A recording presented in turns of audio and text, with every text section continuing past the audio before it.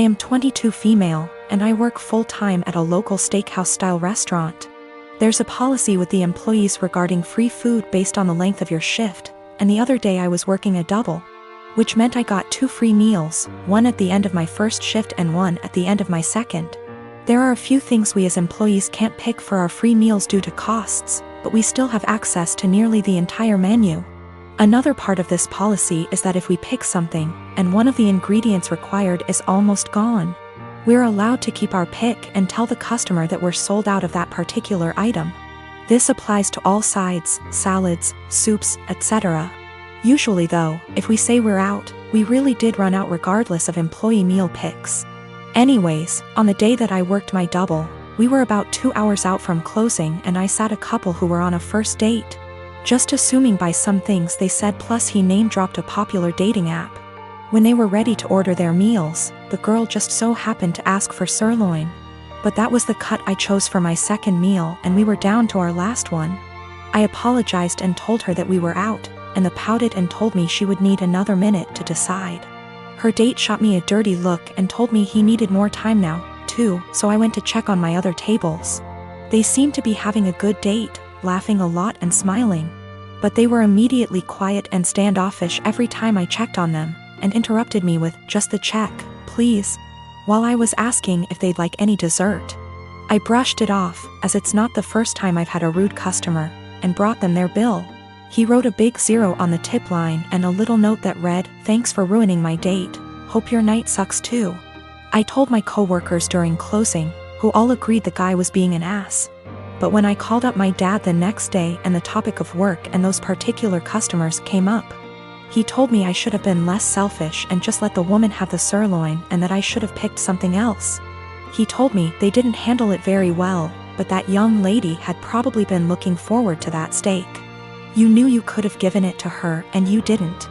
I'm honestly a little disappointed in you. That really hurt my feelings and I've been wondering if I was actually in the wrong. I don't believe it was a money thing. The guy ordered a pretty expensive seafood dish and the girl had one of our pricier cocktails. The sirloin is not our cheapest steak option. Yes, I'm aware that it's a weird policy. But it's our policy and my bosses encourage employee satisfaction so that we can ensure customer satisfaction. I do not eat steak for free every day I work there. I have it once every 1 to 2 weeks. My husband, Jonah, passed away unexpectedly a month ago from a stroke. I don't want to get specific about that part, it's the worst pain I've ever felt in my entire life. And I'm still not sure how I'm ever going to move on. We were married for 5 years, together for 7. The past 2 years we've been trying for a baby, but we're just getting to the point of considering IVF when he died. Jonah had a close friend in high school named Marjorie. Marjorie also ended up going to the same university as he did, and they spent a lot of time together during those college years. Jonah said that he liked Marjorie's company, but never felt anything beyond friendship with her, which I totally believe. Jonah dated other women during that period, but told me that several times Marjorie hinted that she wanted him to ask her out. She also joked about wanting him to be her plan B in case she didn't meet someone and get married by 30. By the time I'd started dating Jonah, he had moved a couple hours away from his hometown, and Marjorie. Despite this, Marjorie immediately began finding excuses to come to our town and hang out, which usually involved her encouraging us to go drinking, and then her passing out on the couch at Jonah's apartment. I didn't mind her for the most part, but she had a habit of saying things like, "You know you ruined our marriage pact," and pointing out all the things that she knew about him, like what he took in his coffee, his favorite bands, etc. Over the course of our relationship, and especially after we got married, Jonah definitely put some distance into his relationship with Marjorie. He confided in me that he felt he had outgrown her and that they really had little in common anymore. He stopped responding to her invitations to hang out as often, though he would occasionally call to catch up out of guilt. Especially when she would text him or leave messages saying she was so sad he was ignoring her, and the like. But now he's gone. I had him cremated, like he wanted. We haven't done the memorial service yet, it was too hard for me to even imagine the first couple of weeks. And I also wanted to give time for some out-of-state people to make travel plans. The memorial is this weekend. However, 2 weeks ago, I received an email from Marjorie sent to around 60 people, including Jonah's family, saying that she was holding a memorial service for Jonah in the town where they grew up, the day before his memorial here. I was completely blown away, seeing as she hadn't mentioned anything to me or even attempted to call. Along with the details, the email said that she was planning the memorial in light of the fact that no other service had yet been held in his memory, and he deserved to be laid to rest with honor. For the record, she was invited to the memorial, which I've been planning, and knew it was happening. I called her, of course, and told her that while I appreciated her willingness to help with Jonah's goodbye, I was already planning a service for him that would involve all of his family and friends. She immediately went on the defensive, and said that she had only started to plan a service when she realized I wasn't willing to do it in a timely manner. I told her that the timing wasn't her choice to make, but that if she wanted to have a memorial of some kind, to please just add on the invitation that his official memorial was going to be held this weekend. She said fine. I sent a message to all of Jonah's invited friends and family to make sure that they knew the real service, with both of our families, was going to be here, and then just washed my hands of the whole thing. This week I received a message on Facebook from Jonah's cousin, saying that Marjorie, who has apparently blocked me on Facebook, created an event for Jonah's official memorial service, her memorial, and invited everyone she possibly could. I've been getting blown up with emails asking which day the memorial is, and where. I'm honestly furious. I don't have the emotional energy to deal with this. I ended up putting a post up on my wall, reiterating the date of his service here, and asking people to please share it. Thankfully, I think the older members of the family don't use Facebook or email very often, so most of them haven't been confused, but a lot of people now think that Marjorie's service is the real one. I called Marjorie again, asking her to add an addendum to her event saying that his actual memorial was going to be here.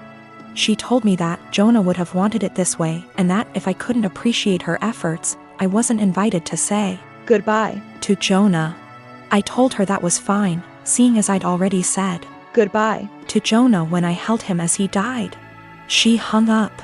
Apparently she's now spreading information to her mutual friends with Jonah, saying that he was planning on leaving me because I wasn't able to conceive.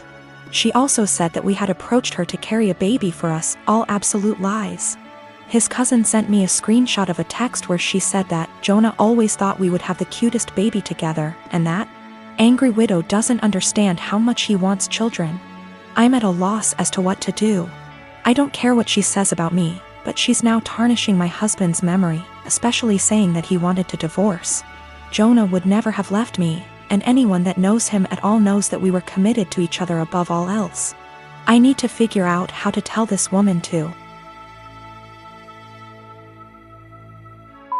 off without encouraging her to spread more lies. And I also want to just forget the whole thing and crawl in bed and never get up again. I am 17, female. My dad has remarried about a year ago, and it's been hell from the start. I have 2 younger brothers. I work and I often help out with the bills and my 2 younger brothers. I do the exact chores that my father previously gave me. My room is always clean. I do the dishes after dinner. I do the laundry every week. I am in charge of cleaning the kitchen, living room and back patio, as well as taking our trash. So I do what I have to do.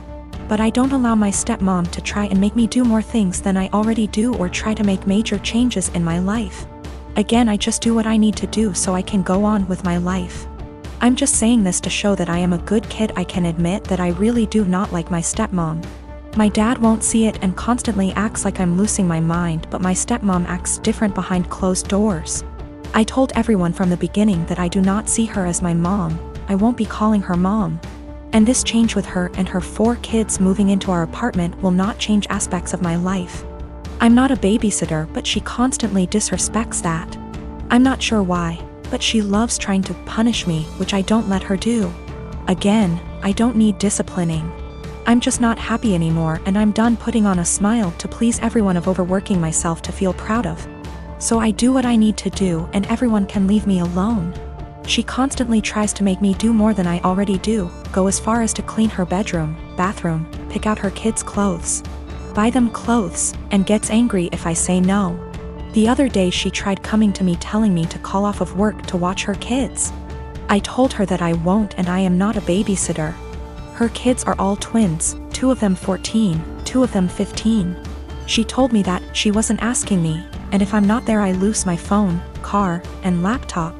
I pay for all that. I just said I will be going. She said I won't.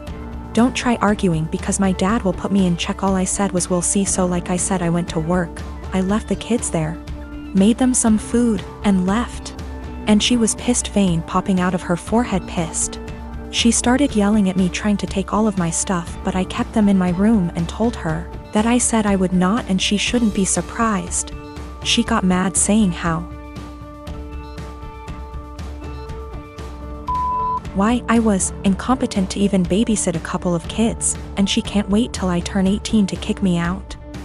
I agreed, and she got even more mad and tried saying I will be coming straight home from school. At this point I just accused her of being a sadist and thriving off of watching people suffer. Argument was over. I went where I needed to, did what I needed to. But my dad and her have given me the silent treatment and won't even leave dinner there for me. The last year and a half has been hard for me, to say the least.